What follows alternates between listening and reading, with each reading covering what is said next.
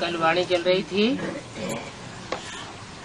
15 जून सन 1966 की, पहले पेज के अंत में ब्रह्मा को कहते हैं प्रजापिता ब्रह्मा। वो प्रजापिता ब्रह्मा तो यहाँ ठहरा ना,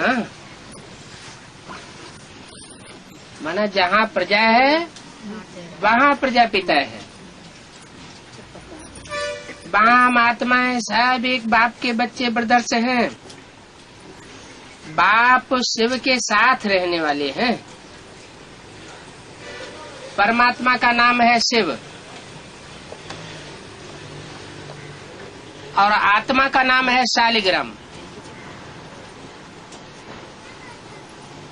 शाली कहते हैं चावल को। चावल में जब तक छिलका है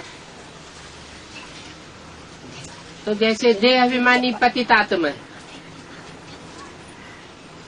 छिलका देह भान का उतर जाता है तो शुद्ध आत्मा चावल के स्वरूप माना शालिग्राम जैसी रह जाती है।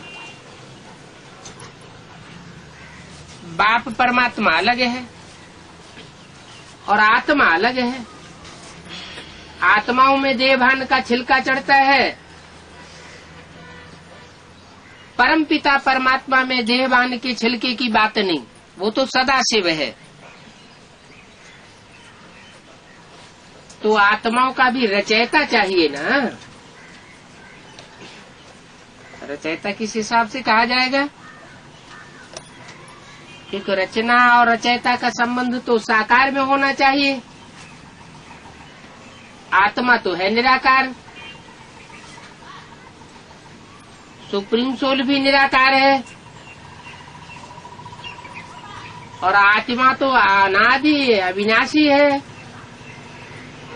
तो रचने का तो सवाल पैदा नहीं होता। लेकिन आत्मा अपने स्वरूप को भूल जाती है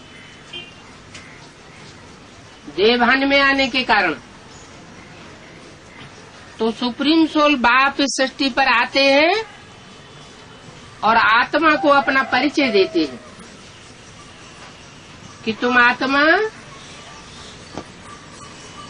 अति सूक्ष्म ज्योति बिंदु हो। जैसे मैं आत्मा ज्योति बिंदु हूँ वैसे तुम भी ज्योति बिंदु हो। बिंदु बिंदु आत्माएं सब एक समान,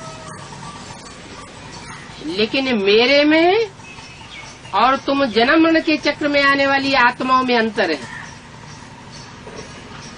मैं जन्म मरण के चक्र में नहीं आता हूँ क्योंकि अभोक्ता हूँ और तुम आत्माएं भोगी हो।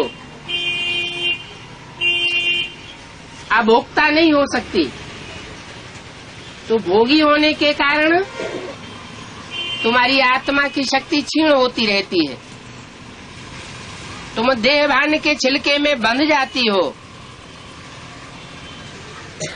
और मैं तो सदाशिव हूँ। मैं अगर सदाशिव न रहूं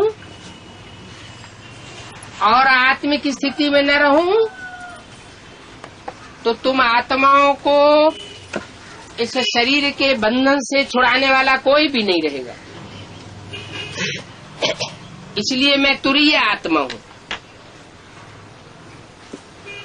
तुम बंधन में आने वाली आत्माएं हो, सृष्टि रूपी रंगमंच पर पार्ट बजाने वाली हो। कभी 16 कला संपूर्ण बनती हो, कभी कलाहीन बन जाती हो। मैं तो जन्म मरण के चक्र में ही नहीं आता। गर्भ से मैं जन्म नहीं लेता। तुम आत्माओं का गर्भ से जन्म होता है।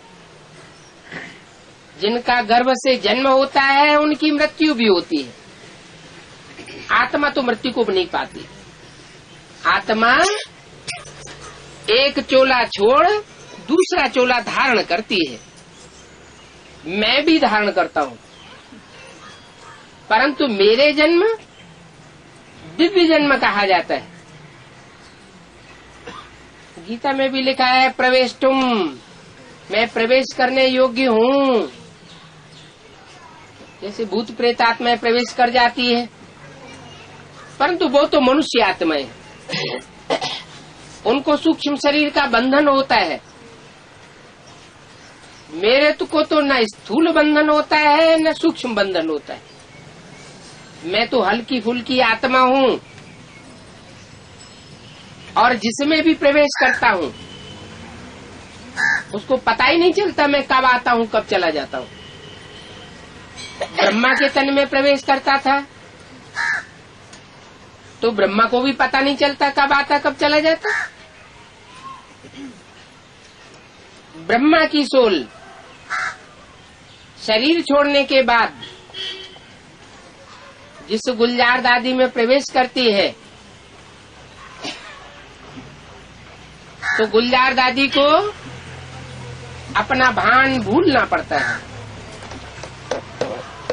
कोई भी मनुष्य आत्मा किसी मानव शरीर में प्रवेश करती है तो जिसमें प्रवेश करती है वो उसकी चेतावस्था को समाप्त कर देती है, वो आत्मा अचेत हो जाती है। तो मेरी प्रवेशता में और मनुष्य आत्माओं की प्रवेशता में बहुत अंतर है।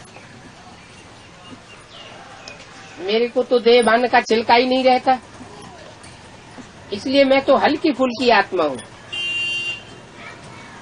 मनुष्य आत्माएं हल्की फुल्की तब बनती है जब मैं आकर के उनको परिचय देता हूँ कि तुम ज्योति बिंदु आत्मा हो, ये प्रैक्टिस करो कि मैं देह नहीं हूँ, देह का पुतला नहीं हूँ, मैं तो अविनाशी ज्योति बिंदु आत्मा हूँ। तो आत्मा का जब परिचय मिलता है तो जैसे आत्मा की रचना हुई, बाकी रचे जाने की बात नहीं है क्योंकि आत्मा तो अनादि अविनाशी है। तो आत्माओं का रचयिता ज्ञान देने के कारण वो सुप्रीम सोल कहा जाता है।